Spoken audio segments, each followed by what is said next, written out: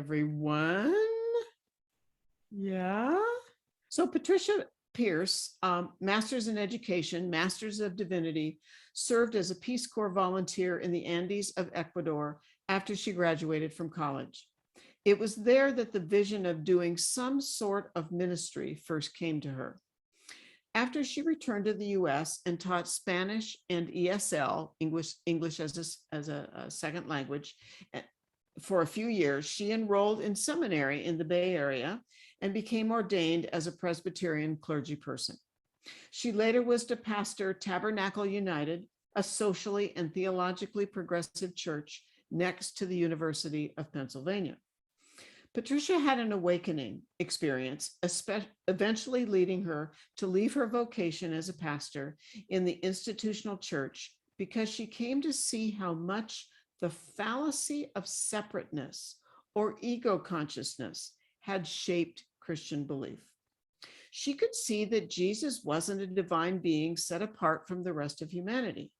He was demonstrating the fullness of our own essence and opening the way for us to accept our own divine nature. Patricia resigned her position as a pastor in 2010, surrendered to the unknown, and trusted the process. The following year, she received a download that she would write a book called Beyond Jesus that would talk about how ego consciousness had shaped Christian belief. The book, which traces her journey and the insights it brought to her, was published in 2018. Patricia's spirituality is closely intertwined with healing action in the world, and she's been involved in several peace and justice movements.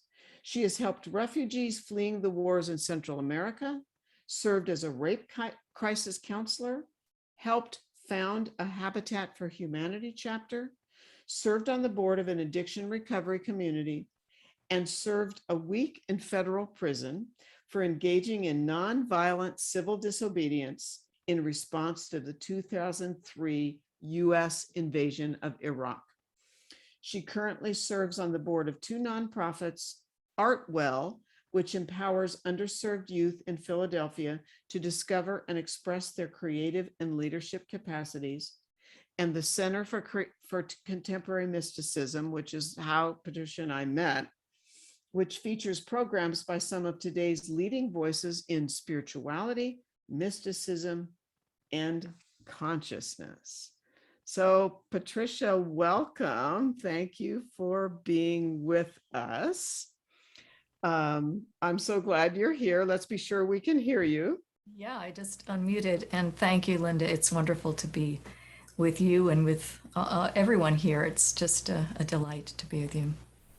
Excellent. I'm glad you're here. Right. Well, so I always do this, everyone. I sent Patricia some questions to spark our discussion. And then, Patricia, I had this hit earlier today that what I needed to do, and I'm sure we'll get to these questions or they'll just kind of fit into our conversation, but I thought, Patricia, that I would interview you to bring forward who are you as a person and what led you to where you are today. So let's start, if you will, with Patricia. Where did you grow up, and in your childhood years, how did Western religion, if at all, where did you grow up? How did Western religion inform your life, your family life? Yeah, thanks for that question. Well, I grew up in Denver, Colorado, so just down the road from you, Linda, and lived there, born and raised there. I went to the University of Colorado in Boulder, in your neck of the woods. And growing up, my family was very involved in a mainstream Protestant church, a Presbyterian church in downtown Denver. And so we went to church every Sunday, and I went to, vacation Bible school and summer camp and things like that. It was a very traditional, upbringing. We were not at all fanatics. I mean, Presbyterians typically are not. And faith, though, was pretty much limited to church. I mean, we didn't talk about spiritual things at home. So all of that is to say that my religious background and upbringing really came through my experience of participating in that church. And I would say that, Western religion and mainstream Christianity very much shaped my worldview, very much. And I wasn't really exposed to other paths until, into my, I would say, early adulthood. So yeah, it was very, very formative for me. Okay. So perfect. Thank you for sharing that. So, okay. So you finish high school. Then, and I think I might have forgotten that piece. So your undergraduate degree, Patricia, is from what we would call in this neck of the woods, CU Boulder. Yep. Which for me, guys, is probably 20 minutes from my house. I too went to CU Boulder for my first 2 years. Patricia, what did you major in as an undergrad? Well, I started off as a music education major, went to Germany my junior year in college as an exchange student, and that experience really opened my horizons. It really opened my horizons, and I realized how ignorant I was about my own country, about what we've been up to in the world. And I came back to Boulder and I added another degree. I got a degree in international relations. So, and that was also what prompted me to go into the Peace Corps after I graduated from college. Okay, so, and I think this is always fascinating, everybody. It's why I'm asking these kinds of questions. So, Patricia, talk a little bit about, because this is all going to play out as we move forward and come to understand the steps of your life. So why music? And then, what was the trigger for the undergraduate degree in music? This is all about who Patricia is as a soul. Why music? And then why international relations? What triggered both of those areas of study? Well, music was sort of like a default selection of a degree because I went to college not really clear about what I wanted to do, but music had been very present in my life throughout grade school and junior high and high school. So in the lack of anything, any other ideas, I started in on that. However, the thing is that the fact that I was studying in the College of Music led me to go to Germany, which was a pivotal experience in my life, and we can talk about that, because there was a long tradition. I played the French horn. And there was a long tradition in the College of Music that a French horn player would go to Regensburg, which was then West Germany, and as part of our exchange program with that university. So my horn colleagues were saying, "Oh, you should go. You've had a little bit of German." So it's like, well, okay, I'll do that. But the real reason, and I didn't tell anybody this at the time, but the real reason I wanted to go to Germany was because for as long as I could remember, I had been haunted by the Holocaust. As soon as I had first learned of it, I had been haunted by the Holocaust. And I wanted to go to Germany to see if I could find any answers to these questions that I had. So that was what took me there. And did you find answers when you went to Germany? No, I didn't. The people are normal. The German people are like any other people. And, I came away thinking, well, if that can happen here, it can happen anywhere. Because there's nothing unusual here. Obviously historical circumstances were unique that gave rise to that horrific event.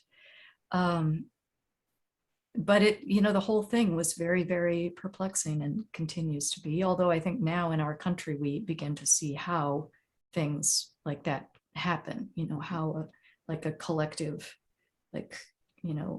insanity, I would say, can start to take hold. And Patricia, and I think you and I have talked about this a little bit, just to refresh my memory. Am I correct that thus far you haven't tapped into a past life of yours that relates to the Holocaust. Is that correct? I have not, although I wouldn't be at all surprised if there's something there. Yeah, I wouldn't be at all surprised. Mhm, mhm, mhm. I mean, Yeah, there's no other thing, just the draw is so, palpable that it would only make sense to me. yeah, yeah. Yeah, and I won't spend time in my story, but in my life at about age 12 or 13, I went to a movie about trials at Nuremberg and was miserably sick, thinking I had a stomach flu.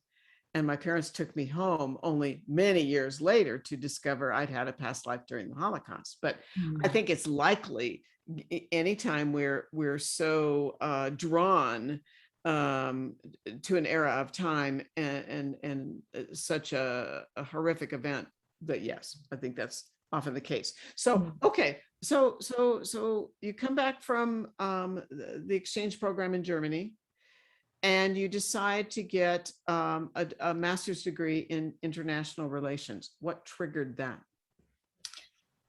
I was shocked by my own ignorance. My German classmates, that I met there knew so much more about the world and so much more about my own country and my own government and our escapades internationally than I did. And I knew that I wanted to find out more about the world. And so I did that degree, which was a very wide ranging degree. I mean, all kinds of fields, economics and geopolitics and international law. I mean, all kinds of things. And when I finished that, then I also wanted to continue learning. And that's what took me to the Peace Corps. I mean, a lot of things took me to the Peace Corps, but that was one of them. I wanted to continue to broaden my horizons and, learn more about the world and learn more about myself, and hopefully, ideally make a positive difference in the place where I would end up working, which was in Ecuador, up in the Andes. Okay.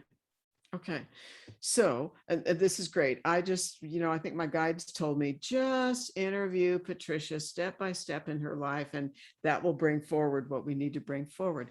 Okay. So you finish your master's degree. I'm assuming you're still unattached relationship wise. Is that correct? Mm-hmm. Okay. Mm-hmm. Okay. You apply to the Peace Corps. Did you desire to go to Central or South America, or was Ecuador just what popped up in the option of where you could go? Yeah, the Peace Corps gives you, you can choose 3 regions in the world as your preferences. So I said Africa, Asia, Latin America. So Latin America was number 3 for me. I'd already traveled, some to Mexico. My father grew up in Belize. So I wanted to go to some other part of the globe, but the Peace Corps in all of its wisdom sent me to Ecuador, I think because I'd had 1 semester of Spanish in college. So yeah, so that's where I ended up. And yeah. And so fill in again, because this whole class, of course, is about soul and, many deeper issues surrounding who we are as a soul. Your father grew up in Belize. Your father, is this correct? Your father is not South American. There was some reason his family lived in Belize. Fill in that blank, if you will. Oh, wow. You're really digging down here, Linda. Yes. So my father's mother's family were from Scotland. At the time he grew up, Belize was still a British colony. It was British Honduras. And his father's ancestry, his great, let's see, my father's, I believe, great grandfather, I'm losing track of the generations, had fled the South after the Civil War. They had lived in Mississippi after the Civil War. They fled, they left, they emigrated. Okay. And landed in Belize. Okay, got it. Got it. It is because all these pieces fit into who we are as a soul. Yeah, So, okay. All definitely. right. So you go to Ecuador, and I know that's a very, from reading your book, some very crucial experiences occurred in Ecuador. So talk to us about how, who you are today began to be informed by what happened when you were in the Peace Corps in Ecuador. Yeah. Well, I spent my first year, I lived in a couple of different places in Ecuador after a training there. And the second year, I would say the second year there was the more formative year. And I lived in a small village up in the Andes, like 10,000 feet. It was a Quechua Indian village. Mhm. And it was, it was a place, no running water. Electricity was just arriving at the village when I came. Agricultural, Quechuas typically they grow potatoes and barley, and they raise sheep, and they live, very high up in the mountains. So, however, this part of the country was unusual Mm. because predominantly, of course, Ecuador is Catholic, having been a Spanish colony. Mhm. This one area of Ecuador had been the seat of some Protestant missionary work for a few decades before I got there, from North Americans, Canadians, and people from the States. And they had, I don't want to go into too much detail, but because of that influence of sort of more of an evangelical influence, I saw both sides of this. I saw it as sort of like a form of imperialism, of cultural and religious imperialism that was, I wouldn't say it was, they weren't, trying to obliterate Quechua culture. However, they were definitely, evangelizing and converting people to their way of seeing things. The benefits that I saw were that people were feeling empowered to form cooperatives, to form their own bus cooperative, because they were suffering extreme oppression in their society. They're like at the bottom rung of their society. And so they started to band together and really change the condition that they were living in.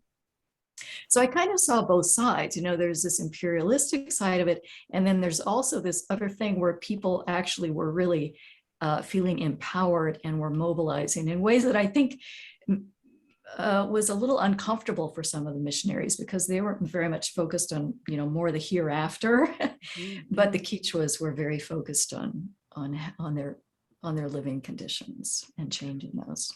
Well, I think one of the pieces that feels so important about this, and I've not traveled to Ecuador, but I've been in Peru. And for those of you, I know some of you are probably steeped in this understanding, and others are not. The Quechua people are the native tribes of the Andes. The native people of the Andes obviously follow their ancient belief, their spiritual beliefs. I think where we're headed, and I want you to keep speaking to all of this, Patricia, if you will, is that, so here we have this ancient Quechua belief that understands the immortality of the soul, the continuity of the soul, the almost the purity of the energy at the soul level. And yet the Spanish culture comes to South America and starts, as you said, Patricia, evangelizing, and I know for me, and I don't want to be the one talking primarily here, but when I was in Peru 3-4 years ago, we were there during June solstice, when there's this phenomenal spiritual ceremony, huge, gigantic, with lots of people playing different roles in the central plaza. It's dedicated to the sun on June solstice, and it's all the ancient tradition, and yet most Peruvians, and I'm sure most Ecuadorians, are Christian and are primarily Catholic. And so here's where, obviously, and I want you to take this farther, Patricia, if you will, here's where you're getting, your guides and your soul are almost setting you up for this collision course in a way of evangelical Christianity is colliding with the, in my humble opinion, the beauty of the ancient beliefs that aren't Christian. So keep going. Right. What, Yeah. so how did this affect you? You were in Ecuador for 2 years. Yes. What began to get triggered for you in this process? Well, I had some, I came away with that from that experience with like a seed planted in me of doing some kind of ministry. And I had no idea what that would look like. But the experience had set this in my mind. And when I came back to the States, back to Colorado, back to Denver, and I was teaching, as you said, high school and ESL, elementary and high school. That wouldn't go away. When I envisioned my future, I always saw myself doing some kind of ministry. But here I am teaching, ESL in Spanish. So I finally determined that if this is what I'm perceiving and sensing my future is about, I better start to act on it. So that's when I applied to seminary. Okay. So you apply to seminary, you decide you need to have a ministry background. You apply to seminary, and remind me, I know you went to seminary in the Bay Area. The Bay Area, everybody, is the greater San Francisco, California area, if that term isn't familiar to people. Did you apply to more than one seminary, or was the one in San Francisco, the only one to which you applied? Well, I applied to, so I was Presbyterian, so I was looking at Presbyterian seminaries, and I looked primarily at two, one was Princeton, which is not far from where I live now, and the other one was San Francisco Theological Seminary. And when I applied, I thought, well, I'll go to the place that accepts me. Well, both of the seminaries accepted me. So I thought, well, I'll go to the one that gives me more money. that offers me a better scholarship. Well, Princeton is Princeton. And of course, they offered more money because they have it. But something in me was very clear that the place that I was to go was San Francisco Theological Seminary. It was totally intuitive. I just knew that that's where I needed to go. And so that's where I went. And Patricia, had you, okay, so about how old are you at this point when you apply to seminary? Let's see, I would have been about, I don't know, 27, maybe 27. Okay. And prior to the age, and I'm asking these questions obviously with purpose, prior to age 27, had you already begun to trust your own intuitive hits? I guess I had, because I can look back at certain moments where I was very much guided to do something or sometimes not do something with dreams and like some very strong, like, don't do that. So I had come to a point where I was trusting that. And in this case of the selection of seminaries, it didn't make any rational sense. Princeton was offering me more money. Princeton has more status and prestige, to be a Princeton grad, that's something, right? Yeah, sure. So rationally, that my choice, what I knew I needed to do wasn't the thing that made, logical sense, but I just knew that it was the thing to do. And what I know is at times conglomerate soul groups, I'm especially right now, everybody talking about earth-based souls, but conglomerate soul groups tend to either take on similar agreements on the planet for humanity and or sometimes come together in a physical location, whether it's a country or an area of a country, And that may or may not apply here, but I'll just add that in because I actually know that the Greater Bay Area, the Greater San Francisco area, has drawn one of the large conglomerate earth-based soul groups. So I'll just stick that in there for what it's worth. So, okay. So Patricia, you go to San Francisco Theological Seminary. I know many key things happened there, so I want you to take this wherever you want to take it. And maybe let's start with, for how many years is a seminary, a Presbyterian seminary program? How long were you going to be there? Well, this program was 4 years long. It was 2 years on campus and then 1 year of internship and then another year on campus. So it was a total of 4 years, 3 of which were spent on campus. Okay, so dive in and now share with us, like I say, take it anywhere you want to take it. What happened? How were you affected? What are some of the key experiences that would be useful to share with all of us of going to that seminary? Yeah. Wow. Well, seminary, I went believing I was getting an academic degree that I needed to have in order to do what I felt I was, desiring to do. But it turned out to be something much more intense.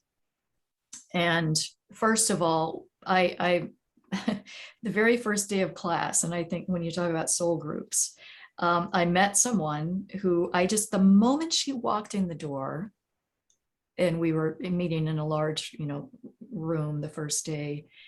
The moment she walked in the door, I had this sense that I want to be her friend. Like there's something about her. Her name was Trisha. And there was just, synchronicity. I mean, we both had the same name, Patricia Ann. We were both carrying matching gray lens and canvas, bags. And we both loved horses. And she had also gone to Boulder, for a year or two. So anyway, it may be, that I needed to go to San Francisco to meet the people that I met there. Mm-hmm. So definitely meeting Trisha was one of the pivotal things of that experience, as well as meeting Kip, whom I married and were married still. And during seminary, it was also really helpful that I was at a seminary where they were teaching a lot of feminist theology, because I started to have these really like big dreams, like archetypal dreams that were revealing to me how the misogyny of the religion that I'd grown up in had shaped me, my spirit as a woman. And also I had experienced a rape when I was a student, when I was studying abroad, and I hadn't ever unpacked that experience. And that experience, came up to be dealt with. And I could see through these powerful and painful dreams that I was having, I could see how the religious tradition that had subjugated women and portrayed God as a male God, that rape essentially was encoded into the divine order, and the subjugation and the oppression of women was God's will, essentially. So all of this stuff was churning for me about like the religion, and my beliefs were just getting like blown wide open. And I was seeing the implications of some of this belief system, and it was agonizing. It was absolutely agonizing. And I remember after having like a couple of these dreams, one that really had to do with the rape and God as the rapist, as the divine rapist, my heart ached so much. I mean, we were taking our intensive Greek class at the time, and I remember sitting in class and my heart literally was aching. It was all I could do just to go to class. So I was going through this very painful wilderness time, and Trisha was going through a similar experience at the same time. And having her companionship was just, I'll say it was a godsend, even if that sounds a little odd in this context. But truly it was a blessing. And she and I both were struggling with whether or not we could even stay in the church. Mhm. Mhm. And she determined that she wasn't going to, pursue any sort of ministry. And I decided, based especially on my internship year in Tucson, where I was in a very progressive church, and it was a very good experience for me, I determined that I could do ministry. I could be a pastor if it's in the right place, in the right kind of context. So I stuck it out and graduated. And then my husband and I co-pastored for a while in Missouri in a small town. And then he determined that wasn't his calling. And so he said, I'll go wherever you end up. And so I sent out my dossier, and I knew I wanted to find a theologically, socially progressive church, or I didn't want to do this anymore. I would do something different with my life. And there was this one church in Philadelphia that really, intrigued me. Very small progressive church. It was the first church in Pennsylvania to include LGBT folks in leadership. And it was a sanctuary church. So they had helped people who were fleeing the wars in Central America to find safety in Canada, where they would be granted asylum. That was another thing. During my internship in Tucson, I helped get people across the border who were fleeing the wars in El Salvador. So this church was just like this perfect match for me. It was just like, I couldn't believe that this church even existed. And I loved what I was learning about them. They loved what they were learning about me. And so they asked if I would come and be their pastor. Oh my gosh. Patricia, now I have a zillion more questions. So I want to come back in a minute to Tricia, because I know that's a key element of your life's journey. But before we do, everybody, we all know this. There's this ongoing force at our higher self level, at the level of our guides and our higher self, that is, sticking these, that's a overly ridiculous, simplistic way to put it, but that is, dropping these crumbs, if not loaves, if you will, of experiences under our noses to give us in our human incarnation, in our current human incarnation, the opportunity of choice. And I bet each of us, if we had the time, could say, here's my example of the death of someone, for me, the death of my colleague, that, a job, we're forced out of a job, or we're forced out of a marriage, or whatever it is. What, was there a point, Patricia, that you, as you began to try to find a theological home location that worked, that resonated, at what point, if at all, did you become aware, and maybe it goes all the way back to seminary, at what point did you become aware there's a guidance system going on here pushing me in various, in directions that or to experiences I need to come up against? At what point did that become obvious to you? That's a great question, Linda.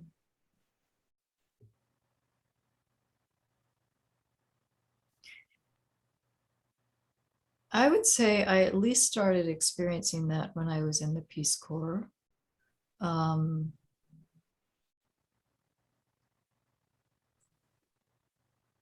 Possibly earlier, definitely by the time I was applying to seminary. I was very aware that I very much had the sense that, there's some kind of purposefulness going on here that I'm being nudged towards.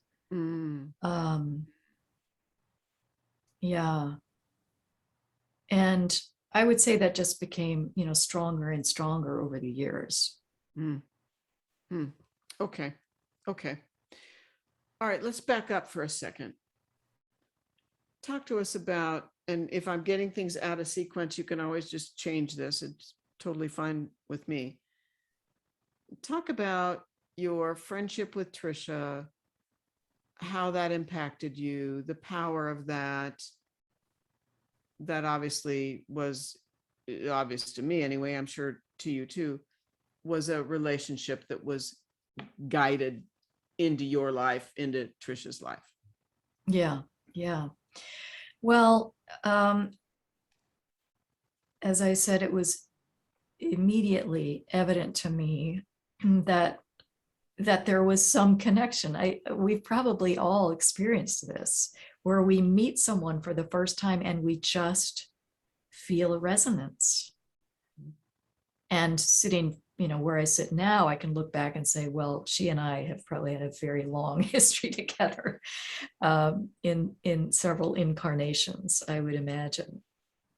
And I would say, because we journeyed together through some of that really turbulent time in seminary, that deepened our relationship, but it was already very deep. I mean, we just had a very close relationship. She sort of drew things out of me that I was much more like holding the cards, close to my chest at that point, and I wasn't very forthcoming about my own feelings and experiences. So she really was a helpful figure in my life in terms of helping me open up and, be more forthcoming. And so she was a very, very key figure in my life, at that time, and continued to be. And then, as you know, the watershed, what I think of as the watershed moment of my life, was in 2000. In 2001, 2000, excuse me, 2000. Well, Trisha had aplastic anemia. She'd been diagnosed with that disease before I ever met her. And it's a terminal disease. It's not curable. And the person gets blood transfusions and, they can treat it for a while, but eventually it catches up with you. And at that point, the only option you have is to undergo a bone marrow transplant. That's the only means of survival of this disease once it reaches a certain point. And by the year 2000, her disease had reached that point, and she had to make a decision about whether she was going to undergo a bone marrow transplant or not. And Kip and I happened to be out in California visiting them shortly before she was having to, make this decision. And so we talked about it, and shortly after we came back home, they'd found a donor, and she had decided to go ahead with the procedure. And she asked if I would come out and be her first caregiver in the hospital. It's a very grueling procedure. They kill the immune system, and then they introduce the new bone marrow. Mm-hmm. And of course, so, there's all kinds of protocols about, washing your hands, and, there are all kinds of protocols. We can sort of relate now with COVID, we're all sort of used to protocols about not sharing, spreading infections. But so anyway, I went out to Seattle, where she had the procedure done after she'd had the transplant, and she almost died during the procedure. She had a very, she was allergic to some sort of substance they were using to, I think, kill her immune system. And she almost died. She pulled through. They were able to do the transplant, and she started to rebound. And the nurses and doctors were calling her something of a medical miracle by the time I got there. And she shared with me what she'd experienced, in that it was sort of a near-death experience. She shared with me, first of all, it was shocking to see her. She was bald. Her face was all puffy. She looked like the Buddha, actually. And she shared with me her experience when she almost died, and how she was being carried down a corridor into a chamber of light. And she knew at that moment that whatever happened, she was going to be okay. Mm. And she was telling me this story as we were walking down the hallway. She had to try to get her strength up. So we would take these slow walks up and down the hallway, with her IV stand, she'd be rolling that along with her. And she was telling me this story, and we got to the end of the hall where there were these huge plate glass windows that looked out. It was November. It was this time of year, late October and early November. Looked out the plate glass window at Seattle's fall, in the trees. And I looked at her, and the light was coming through the window this particular way and shining on her face. And in that moment, I knew she was going to die. Mm. It's like this information was being imparted to me. Mm-hmm. And it was very matter of fact, totally without fanfare. I knew that she was going to die. And of course I couldn't say anything. So I kept that, to myself. And then she regained her strength, and she was able to go back home to their home in California. But then shortly, like a day or two after she got back home, there were complications. She ended up in the hospital at Stanford in a coma, and there was nothing they could do. Her brain was bleeding. So I flew out from Philadelphia, and I was there with her when she died. And do you want me to just keep going, or? Yes, please, Yeah. if you're okay with doing that. Yeah. So it, of course, was a very, very hard experience. And, I couldn't imagine living the rest of my life without her. After she died, the day after she died, I was in her study, and I was surrounded by her journals and her artwork, and I could just feel her energy there. And I asked her to be my bodhisattva. Mm-hmm. I knew somehow that there was something about my own essence, something about my own existence that I hadn't ever known. Her death galvanized in me a resolve not to live my life on the surface and to go deep. Mm-hmm. And I somehow knew that there was something about my existence that I had never understood or known. And I asked her to help me. Mm. And I could feel like she was there. And I sensed that she heard my request. And then I came back to Philly, and I'd gone on these weekly pilgrimages to the woods, and I, walked through the woods and just holding my grief. And then one day it would happen to be Good Friday, and I went up to the woods, and it was now spring, and the flowers were blooming, and that left me totally bereft, because I felt as long as nature was in her winter time, like she was accompanying me in my grief. Mm-hmm. But then spring arrived, and I felt totally abandoned. And I was walking through the woods, just broken open, really, totally empty. I came up this rise, and I was looking out over the expanse and the bare trees. And I heard Trisha say to me, "This is Rigpa." And Rigpa is a Tibetan Buddhist term for pure consciousness. She said, "This is Rigpa." And immediately my consciousness opened, and I saw this dimension that I had never seen. And I saw how everything is interconnected. Everything is eternally present in the eternal now, that nothing is ever lost. It left me weeping. It was so beautiful. It left me weeping. And then a year after her death, I went on spiritual retreat in northern New Mexico at Ghost Ranch. And I reiterated my request, and I made the plea. Interesting, Linda, that you are Heart Raven Center, because I made this plea to Raven, in Native American tradition, the, one who helps us open to new consciousness. Mhm. And I made this plea to Raven that it's just like I was saying, I'm ready. Whatever this shift in consciousness is, I'm ready. And a few months after, I started experiencing this barrage of synchronicities, and it just caused these things couldn't happen. There were too many coincidences that couldn't be coincidences. And I knew that I felt like I was in a magical realism novel at that point. Mm. And I knew that whatever was happening, I needed to surrender to it. Mm. So again, I went to the woods, and I didn't know what to do, but just start giving thanks for all of the people in my life. And as I started naming the names, I had this sudden understanding that I am not a separate self,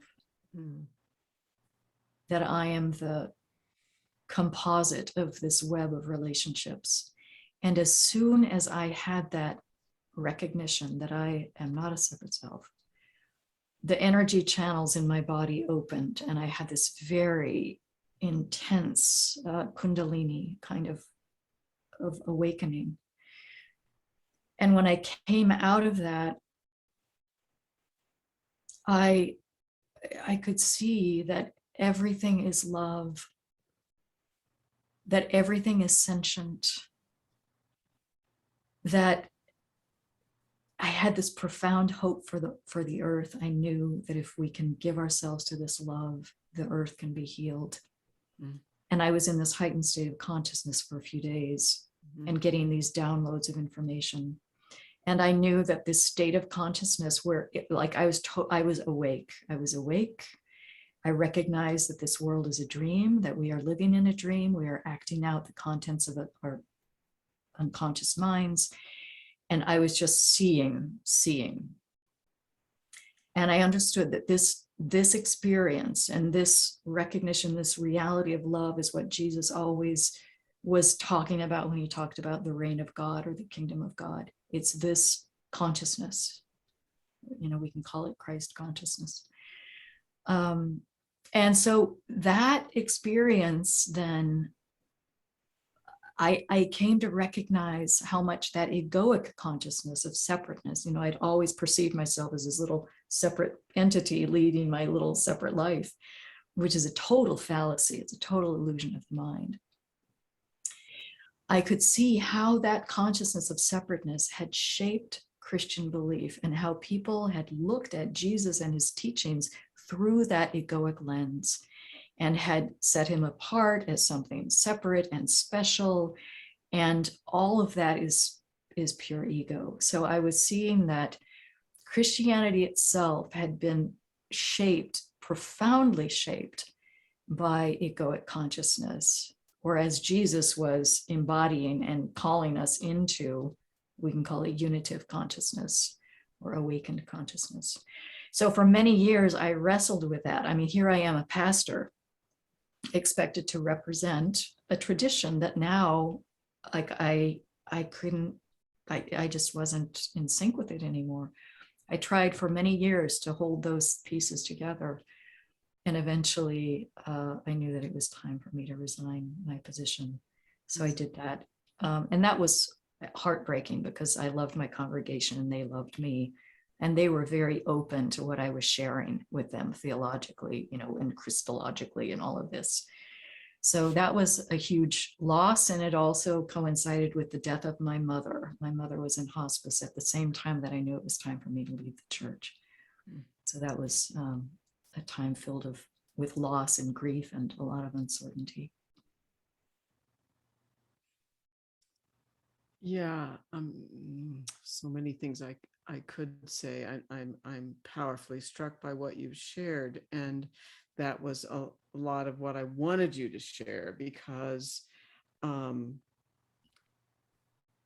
simple terms, humanity's issue is an egoic perspective. And whether we focus on the the crucifixion and the egoic, if you study the politics of the day, when the one called Jesus, and everybody knows I always want to change that to Yeshua because Jesus wasn't that human being's name, but it's the egoic politics of the day that led to the crucifixion. And whether people, whatever each individual's perspective is about who is the soul that is Yeshua. And for me personally, and I've said this to the class before, I've had so many times, probably you've heard me say this anyway, Patricia, I've had so many clients over the years where Yeshua shows up as a guide. And if we say Jesus, Yeshua, is the Son of God, in my opinion, as long as we put that in the context of Son of God means holding the higher non-egoic perspective, that makes sense. But it's the egoic politics of the day, when it relates to the Romans, as well as the Hebrews that sat on the governing body at the time, when you know this better than I do, but it's also the certain members of the governing body of the Hebrews in that day, called the Sanhedrin, that it's their own egoism that also led them to not support the teachings and the belief structure of Yeshua. We're still working on that. That's, why each of us in this class lives our life and or does our work. It's why I do what I do. Patricia, it's why you do what you do. So one of my thoughts brings me back to Tricia. And this is just a hunch based on regression, that at the soul level, Tricia very likely decided at the soul level that her time had come and she would leave the incarnation known as Tricia. Has she continued as a soul to show up for you at times? What's that like? I don't sense her so much now. And I suspect that's not because she's not around, but because I'm just so preoccupied with my life at this point that I don't really focus in so much.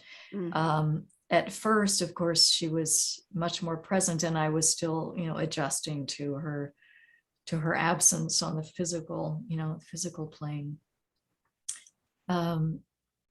Yeah, I mean, if I really tuned in, I'm sure I could, access her essence. But I have to say that she's not a presence ongoing for me at this point. And maybe doesn't need to be. I mean, and maybe doesn't need to. I'm certainly not suggesting that would be essential. So, okay, well, let me pose a couple more questions to you, Patricia, before we let you go.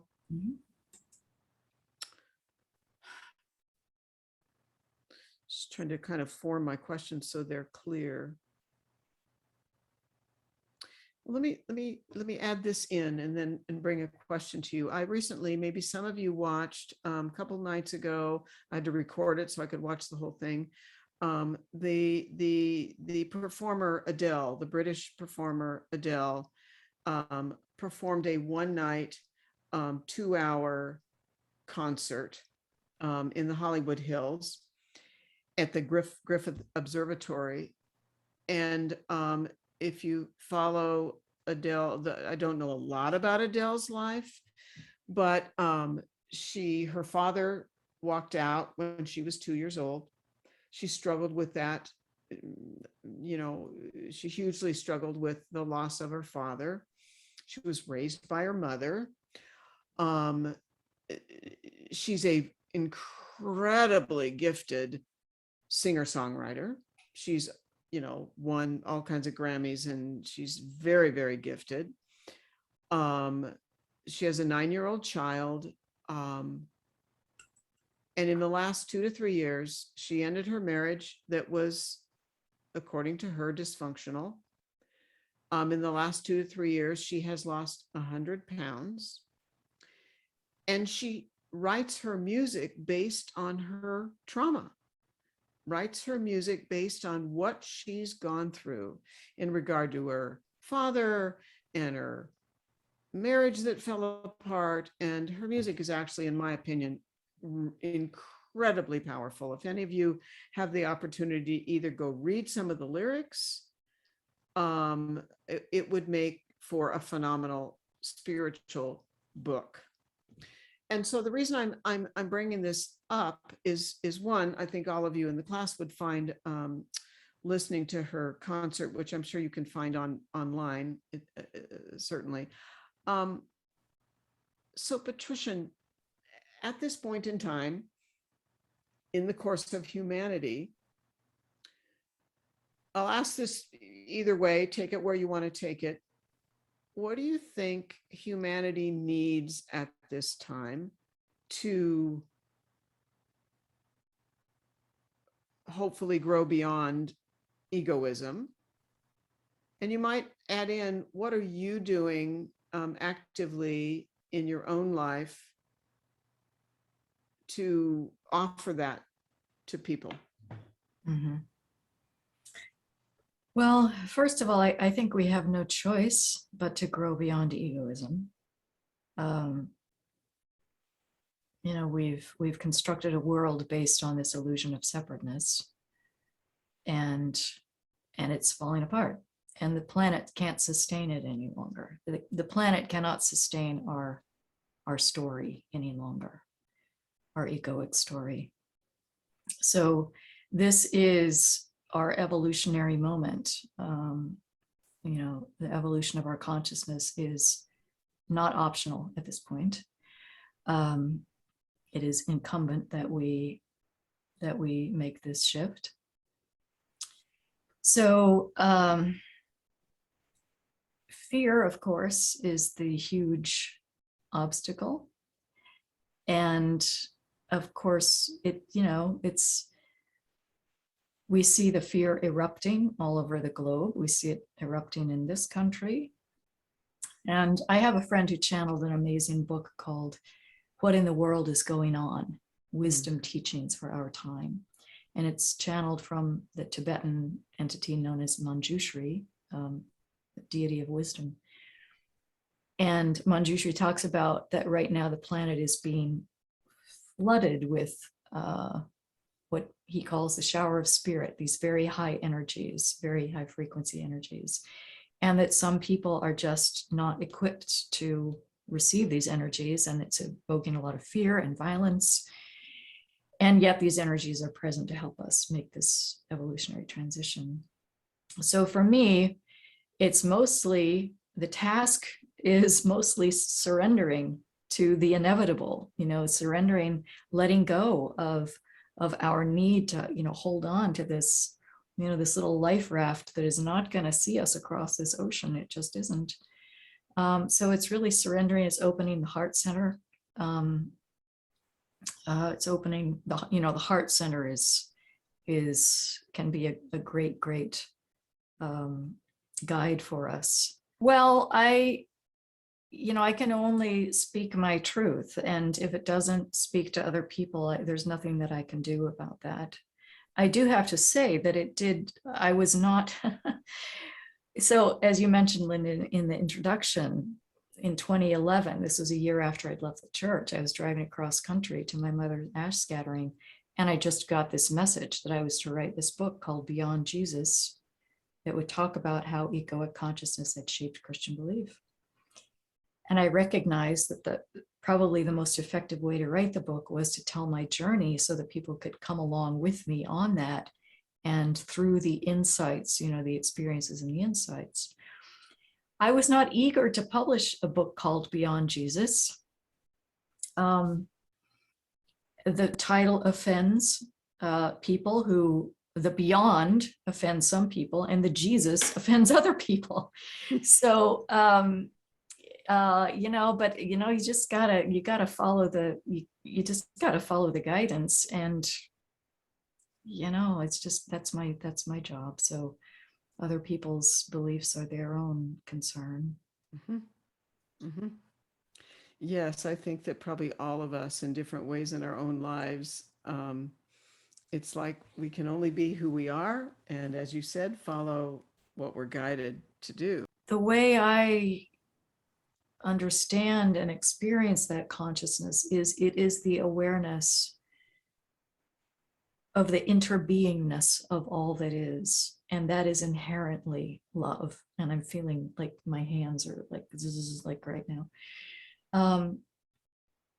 It is pure love, and love expels nothing. Love cannot expel anything. Love cannot be divided. And Christ consciousness is the awareness of that, the indivisibility of all that is, and the loving nature of all that is. Yeah, I think that, what sort of comes up for me, Patricia, as you say what you just said, and I think this about my work, is that I have worked with a number of angelic realm souls that are obviously in body, and there are angelic realm souls in this class, in this group. And, what you just put such phenomenal, beautiful words to is that pure energy that I've come to understand that comes from the angelic realm, that it's almost inexplicable, and yet you've just done a beautiful job of putting words to it, but that we need more than just love, but without a foundation of love, respect, justice, equality, whatever all those words are, if we don't have that, then we basically have nothing that will sustain us. Right. We'll just end up perpetuating the same thing. If it's not coming from that place of love, we'll just be Exactly. doing something. Okay. Well, let me just remind everybody, you've all seen this, but if you're looking for Patricia, the works that she does, asking questions, whatever, it's simply www.patriciapearce.com. That's where you can find Patricia and her work. Patricia, just, thank you. It seems like that's an insufficient word, but thank you so much for sharing your journey, sharing your wisdom. I can't help but believe that everyone listening is struck by the power of your experiences, because you've allowed yourself, as I always strongly nudge, push, whatever people to do, to listen. And you're an example of listening to that, deeper voice. So thank you for being with us. Patricia's lives in, as you probably have gathered, everybody, in Philly on the East Coast. And so thank you so much. And any of you that need to reach Patricia, please do. Yes. Well, thank you, Linda. It's really been an honor and a delight to be with you. And thank you all for being such a presence and beautiful container to receive what I've shared. It means a lot to me. So thank you. Beautiful. Thank you for being with us. Have a good rest of your evening. Thank you. Yes. You all as well. Bye-bye. Bye-bye.